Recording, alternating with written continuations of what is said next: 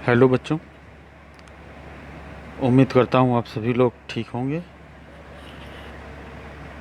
आज की company law की क्लास में आप सभी लोगों का स्वागत है। अपनी पिछली क्लास में हम लोगों ने मेमोरेंडम ऑफ एसोसिएशन की चर्चा की थी और इस बात को जाना था कि जब कंपनी अपना रजिस्ट्रेशन कराती है तो रजिस्ट्रेशन के समय उसे मेमोरेंडम ऑफ एसोसिएशन प्रस्तुत करना पड़ता है। लेकिन साथ ही साथ जो दूसरा महत्वपूर्ण दस्तावेज था जिसकी चर्चा हम लोगों ने की थी, जिसे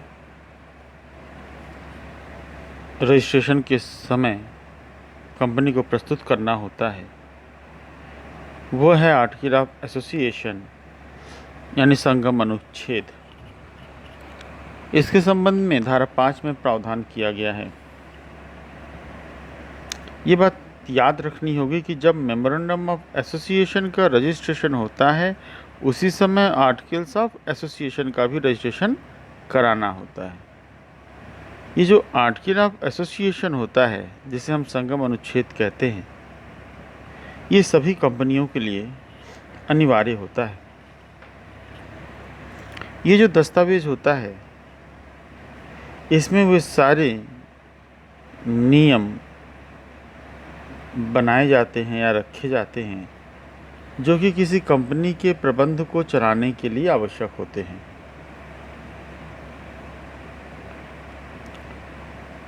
जो भी नियम बनाने हो कंपनी के प्रबंध को चलाने के लिए, वे सारे नियम इस अनुच्छेद में रखे जाते हैं। इसका जो प्रारूप होता है वह एक निश्चित प्रारूप है जिसके अनुसार इसका छपा हुआ होना चाहिए। यानी इसका जो प्रारूप है वो ये है कि ये छपा हुआ हो। इसके अतिरिक्त इसके जो नियम होते हैं वे आर्टिकल्स में यानी अनुच्छेदों में लिखे गए होने चाहिए। ठीक है, यानी सीरियल वाइज हो, आर्टिकल हो और सीरियल वाइज हो।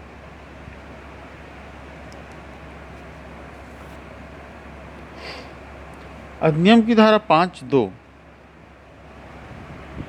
ये बताती है कि कंपनी के जो सदस्य होते हैं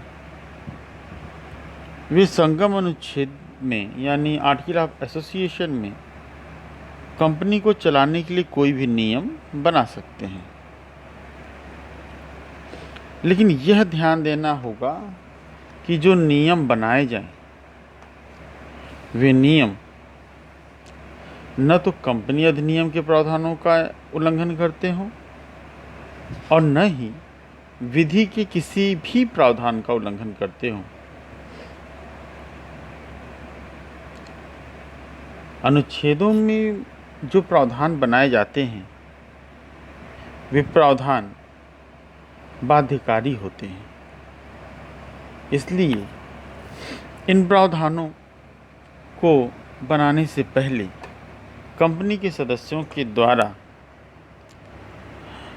इस बात का मंथन होना बहुत आवश्यक है कि क्या वास्तव में कंपनी को चलाए जाने के लिए इन नियमों की आवश्यकता है या नहीं। अगर है तो वे नियम बनाए जाएंगे।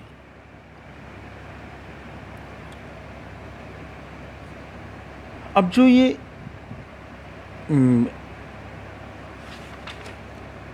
आर्टिकल ऑफ एसोसिएशन है और मेमोरेंडम ऑफ एसोसिएशन है, इसके बाइंडिंग फोर्स की चर्चा धारा 10 में है। और धारा 10 कहता है कि संगम ज्ञापन और संगम अनुच्छेदों के रजिस्ट्रेशन के बाद वे कंपनी और उनके सदस्यों पर उसी तरह से बाध्यकारी होते हैं जैसे कि ये माना जाता है कि कंपनी और उसके प्रत्येक सदस्य ने उन दोनों दस्तावेजों पर यानी संगम ज्ञापन और संगम अनुच्छेदों पर अपने हस्ताक्षर किए हों और उसकी बाध्यता को स्वीकार किया हो।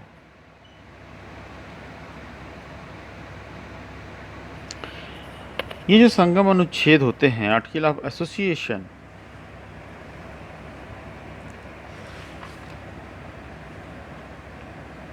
ये हमेशा ही संगम ज्ञापन के अधीन होते हैं। अगर किसी बात को लेकर इन दोनों में कोई अंतर महसूस होता है तो निश्चित तौर पे संगम ज्ञापन को ही प्रभावी माना जाएगा।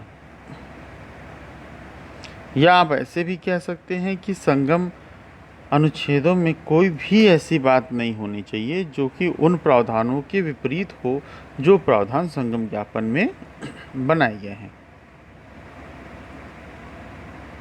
संगम ज्ञापन एक दायरा है, एक लिमिटेशन है, उसके बाहर जाकर कंपनी कार्य नहीं कर सकती।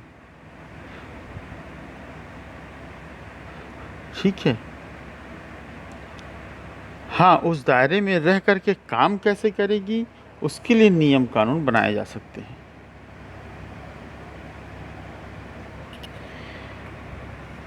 अब इसके बाद हम अल्ट्रेशन की बात करें, अल्ट्रेशन ऑफ आर्टिकल्स, यानी इसमें कोई संशोधन हो सकता है या नहीं।